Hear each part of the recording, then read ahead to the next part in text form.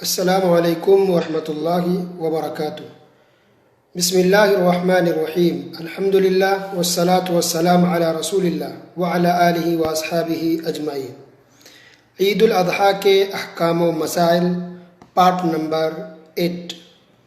आज के दर्स में हम ये सुनेंगे कि ईद उल अज़हा की नमाज पढ़ने का तरीक़ा क्या है। देखिए, इसका तरीक़ा वही है जो ईद उल फित्र का है। सेम तरीका, सेम रकात, सारी चीज़ें सेम है। और तरीका ये है कि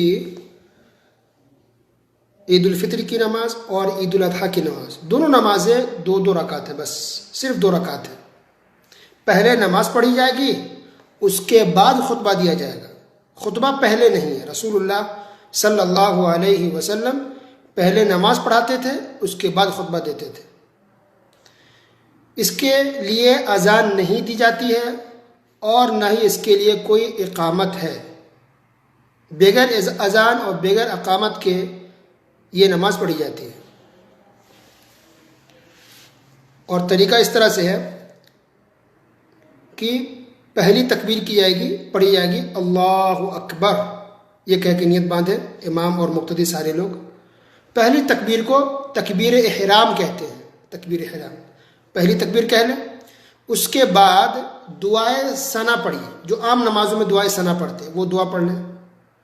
उसके बाद 6 या 7 ज़ायद तकबीरें कहें। 6 या 7, 6 भी कह सकते हैं, 7 भी कह सकते हैं। यानी अल्लाहु अकबर, अल्लाहु अकबर, ठहर ठहर के आराम से रुक करके 6 या 7 मरतबा तकबीर कहनी है, यानी अल्लाह अकबर कहना है। उसके बाद औज़ु बिल्लाहि मिनश शैतानिर रजीम, बिस्मिल्लाहिर्रहमानिर्रहीम। उसके बाद अल्हम्दुलिल्लाहि रब्बिल आलमीन, यानी सूरह फातिहा पढ़नी है। सूरह फातिहा पढ़ने के बाद कोई भी एक सूरत पढ़नी है जो आपको याद हो।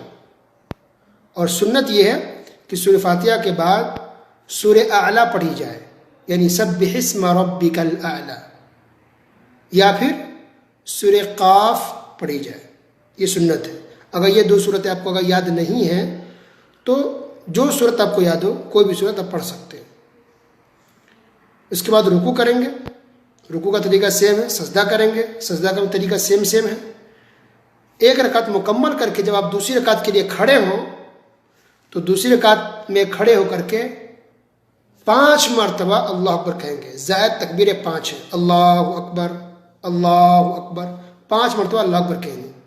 क्या हर तकबीर के साथ रफ़ैदैन करेंगे, दोनों हाथों को उठाएंगे? आपकी मर्जी, चाहे तो उठा भी सकते हैं और चाहे तो ना भी उठाएं। पहली रकात में भी यही मामला है, दूसरी रकात में यही मामला है कि तकबीरात के साथ जो ज़ायद तकबीर होगी, उन तकबीरों के साथ चाहे तो आप उठा भी सकते हैं दोनों हाथों को, और चाहे तो आप ना उठाएं, आपकी मर्जी। दूसरी रकात में 5 तकबीर कहने के बाद सूरह फातिहा पढ़ेंगे, यानी अल्हम्दुलिल्लाहि रब्बिल आलमीन। उसके बाद सुन्नत यह है कि सूरह गाशिया पढ़ें, यानी हल अताक हदीथुल गाशिया, ये पढ़ें, या फिर सूरह कमर पढ़ें। और अगर ये याद नहीं है तो आपको जो भी सूरत याद हो, कोई भी सूरत आप पढ़ सकते हैं, छोटी हो या बड़ी हो। सूरत पढ़ने के बाद फिर रुकू करें, सजदा करें। उसके बाद तहियात, दुरूद, बाकी जो दुआ है सब सेम हुबहू है। उसके बाद सलाम फिर देना है। तहियात वगैरह, दुरूद, सारी दुआएं मुकम्मल करने के बाद जब 2 रकात मुकम्मल हो तो उसके बाद दाएं बाएं सलाम फिर दें। तो गोया इसमें एक अलग चीज़ क्या है, तकबीर, कि पहली रकात में 6 या 7 ज़ायद तकबीर कहनी है और दूसरी रकात में इस तरह 5 तकबीरें कहनी है। ठीक है, ये हो गई ईद की नमाज। ईद की नमाज पढ़ने का तरीका। ईद की नमाज, दोनों को ईद कहते हैं, ईद उल फित्र हो, ईद उल अज़हा। रमज़ान में वो ईद उल फित्र है, अभी जो ईद की नमाज पढ़ने वाले इसको ईद उल अज़हा कहा जाता है। ये नमाज सिर्फ मर्दों के लिए नहीं है, ये नमाज ख़वातीन के लिए भी है। रसूलुल्लाह सल्लल्लाहु अलैहि वसल्लम ने सहाबियात को, उस वक्त की जो ख़वातीन थी, उनको हुक्म दिया कि वो भी ईदगाह जाए। ईद उल फित्र और ईद उल अज़हा की नमाज पढ़ने की असल जगह ईदगाह है। ईदगाह यानी इंसान आबादी से बाहर निकल कर मैदान में, खुली जगह में नमाज पढ़े। ये असल सुन्नत तरीका है।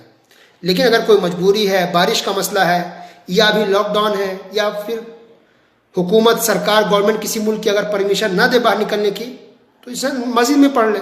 अगर मस्जिद में पढ़ने की अगर इजाज़त नहीं है तो इंसान घर पे पढ़ ले, ठीक है।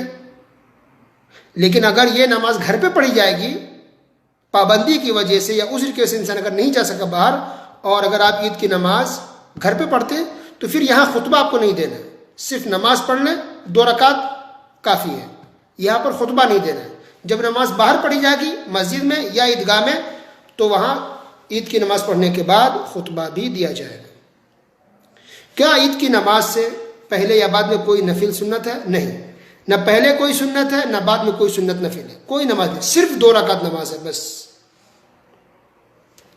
ख़वातीन सहाबा किराम के ज़माने में, रसूल सल्लल्लाहु अलैहि वसल्लम के ज़माने में ख़वातीन भी जाती थी ईदगाह नमाज अदा करने के लिए, हत्ता कि रसूलुल्लाह सल्लल्लाहु अलैहि वसल्लम ये हुक्म दिया कि अगर कोई खातून ऐसी हो जिसकी नमाज छूटी हुई है हैज़ की वजह से, माहवारी की वजह से, आपने हुक्म दिया कि वो ख़वातीन भी आएँ, बस नमाज से वो दूर रहेंगी लेकिन वो भी हाजिर हो।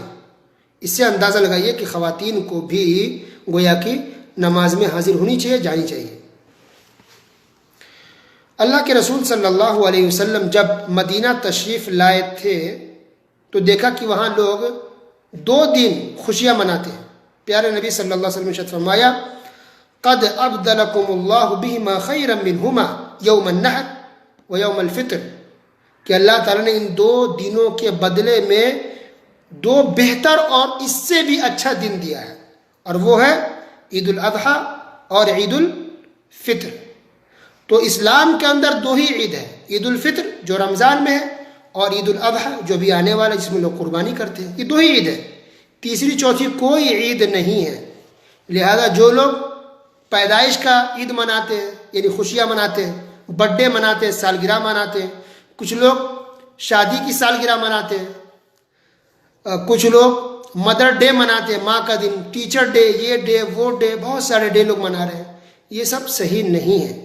इस्लाम ने तो ऐसा उसूल दे दिया कि इंसान हमेशा माँ की इज्जत करे, हमेशा में एहतराम करे, हमेशा माँ की खिदमत करे, तोहफा दे, हदिया दे, ये पूरी ज़िंदगी के लिए। सिर्फ एक दिन मदर डे मनाने से कुछ नहीं होगा, ये तो काफिरों ने ये चीज़ें ईजाद की हैं, शुरुआत की। तो अब लोग ख्याल रखें, मुसलमानों को चाहिए कि वो गैर मुस्लिमों के तरीके पर ना चले। ये गैर मुस्लिमीन, मुशरिकीन, नॉन मुस्लिमों ने ये शुरुआत किया है, मदर डे मनाना, टीचर डे मनाना, बर्थडे मनाना बच्चों का, या अपना सालगिरह मनाना, या शादी की सालगिरह मनाना, या पैदाइश की सालगिरह मनाना, ये काफिरों ने तरीका शुरू किया। कुछ मुसलमान को समझे तो वो समझते नहीं है, कहते क्या हरज है, क्या मुश्किल है, एक दिन खुशियाँ मनाते हैं, बैठ के खा पी लेते हैं, खुशियाँ होती, खुशियाँ मना लेते, इसमें क्या हरज है, क्या मुश्किल है? हरज है। हरज इसलिए है कि ये सालगिरह बच्चों की पैदाइश पर हो या अपनी पैदाइश पर हो या शादी की सालगिरह हो, ये काफिरों ने शुरू किया है, गैर मुस्लिमों का शुरू किया हुआ, ये मुसलमानों का नहीं है। अगर ये काम अगर शुरू करना सही होता, ये करना सही होता तो रसूलुल्लाह सल्लल्लाहु अलैहि वसल्लम, सहाबा किराम इन कामों को ज़रूर किए होते। नबी करीम सल्लल्लाहु अलैहि वसल्लम ने एक भी अच्छा काम नहीं छोड़ा है जो अच्छा हो और नबी ने ना बताया, सारे काम को बता दिया। अच्छा, यही मुशरिकीन, ये अमेरिका वाले हो, यूरोप वाले हो, कोई भी काफिर हो, जिसने ये डे जो शुरू किया, मदर डे और टीचर डे या बर्थडे, उन लोगों की हालत यह है कि ये लोग अपने माँ बाप को ओल्ड होम में रख देते हैं, अलग से घर बना हुआ है वहां जाकर के छोड़ देते हैं माँ बाप को। बूढ़े माँ बाप अलग रहते हैं, अलग कोई इदारा होम बना हुआ है माँ बाप के लिए। ये लोग साल में 1 मरतबा 2 मरतबा जाते मिलने के लिए। क्या आपको ये पसंद है कि माँ बाप को, बूढ़े माँ बाप को फेंक दिया जाए, दूर रख दिया जाए और साल में 1-2 मरतबा मिलकर चले जाए? वो चाहिए? या इस्लाम का नजरिया चाहिए कि आपके लिए रोजाना मदर डे है और रोजाना आप खुशियां मनाएं, माँ बाप की खिदमत करें? तो ऐसे लोगों के तरीके पर चले जो खुद माँ बाप की इज्जत नहीं करते हैं, खुद मियाँ बीवी एक दूसरे की इज्जत नहीं करते, माँ बाप मियाँ बीवी के हस्बैंड वाइफ के बीच में खुशियाँ नहीं है, इज्जत नहीं है, एहतराम नहीं है, एक दिन मना लेते शादी का दिन और समझते कि सब कुछ हो गया। तो इन सब तरीकों पर नहीं चलने चाहिए। इस्लाम अल्हम्दुलिल्लाह हमारे लिए काफ़ी है और यही हमारे निजात के लिए ज़रूरी भी है। हम मुसलमान हैं, हमें फ़ख्र है, हमें खुशी भी है। इस्लाम ये जो तरीका से नमाज पढ़ने का तरीका बता दिया गया कि ईद उल अज़हा की नमाज सिर्फ और सिर्फ 2 रकात है बस। इसमें कुछ अहम बातें ये भी है कि नमाज पढ़ने से पहले आप कुछ ना खाएं, कुछ ना खाएं, बगैर खाए पिए पहले नमाज आप पढ़ लें, उसके बाद खाएं। और सुन्नत यह है कि कुर्बानी के गोश्त से आपकी शुरुआत हो, लेकिन ये तब मुमकिन है जब फ़ौरन नमाज के बाद अगर कुर्बानी हो सके तो। लेकिन उस दिन कुर्बानी आपकी लेट होगी या शाम में होगी या दोपहर में होगी या कल होगी, तो जब तक तो भूखे नहीं रह सकते ना, तब खा पी सकते हैं। और ये ज़रूरी भी नहीं भूखा रहना, ये सुन्नत है। अगर चाहते हैं कि सवाब मिले अगर सब्र कर सकते हैं थोड़ा तो कुछ भी ना खाएं, सीधे शुरुआत आपकी जो होगी ईद उल अजहा के दिन वो कुर्बानी के गोश्त से होगी, अगर मुमकिन हो सके तो। अगर लेट हो रहा कुर्बानी होने में तो फिर आप खा पी लें, कोई मुश्किल नहीं, लेकिन कम से कम इतना ख्याल रखें कि ईद उल अजहा की नमाज पढ़ने से पहले कुछ ना खाएं पिए, भूखे रहें, नमाज पहले पढ़ लें, उसके बाद कुछ खा पी लें, ठीक है। और भी बहुत सारी बात है, अगर नमाज बाहर होती तो इंसान रास्ता बदल करके जाए, रास्ता चेंज करके आए, तकबीरात पढ़ते जाए, अल्लाहु अकबर, ला इलाहा इल्लल्लाह, वल्लाहु अकबर वलिल्लाहिल हम्द। ये तकबीरात हमेशा पढ़नी चाहिए, अभी भी हमको पढ़नी है। 13 तारीख की शाम तक ये तकबीर पढ़ते रहे। अल्लाह सुब्हानहू व तआला ये खुशियाँ हम सबको नसीब फरमाए और सुन्नत तरीके पर नमाज पढ़ने की तौफीक अता